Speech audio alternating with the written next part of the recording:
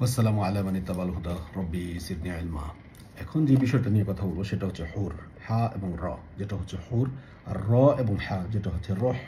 হ্যাঁ, র এবং হা যেটা হচ্ছে রহ, আর এটাই কিন্তু হুর। রুহ মানে কি? রিহ মানে হচ্ছে বাতাস, অটোমেটিক রান হচ্ছে। র একবার যাচ্ছে একবার বের হচ্ছে, ফুসফুস লাং আপনার। তাহলে এটা হচ্ছে রিহ বাতাস, যেটা হচ্ছে রোহ। আর এটাই কিন্তু হা এবং র, যেটা হচ্ছে স্বাধীন। হ্যাঁ, হুর মানে হচ্ছে স্বাধীন, যেটা বেছে নেওয়া। হুরুন ঈন। তো হুজুরা তো এখন হুরের অপেক্ষায় আছে যে আপনার জান্নাতে গেলে 72টা হুর দিবে। তো যাই হোক, আল্লাহ এটা বলেন নাই। হা র র যেটা হচ্ছে হুররা।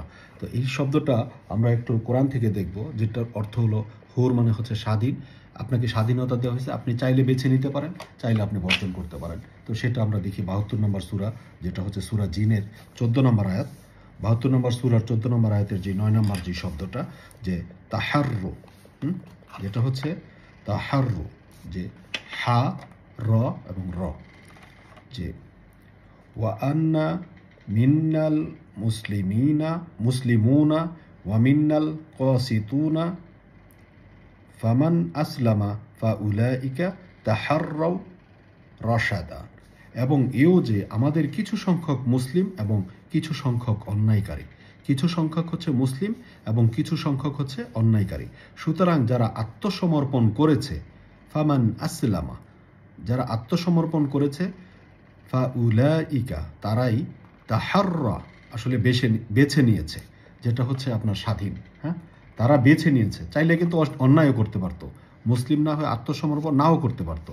তাহাররা রসাদা, যে সঠিক পথ বেছে নিয়েছে। তাহলে এই যে হা এবং র, যেটা হাওয়ারি, হ্যাঁ, হাওয়ারিরা বলেছিল যে আল্লাহর জন্য সাহায্যকারী হবে সালামুল্লাহ ঈসার ক্ষেত্রে।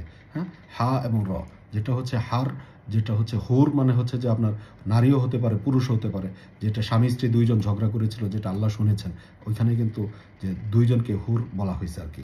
তো বিষয়টা হচ্ছে হাররা, যেটা হচ্ছে হোক সে নারী হোক সে পুরুষ, সে বেছে নিতে পারে যে আত্মসমর্পণের যেই পথ। জি, সালামু আলাইকুম।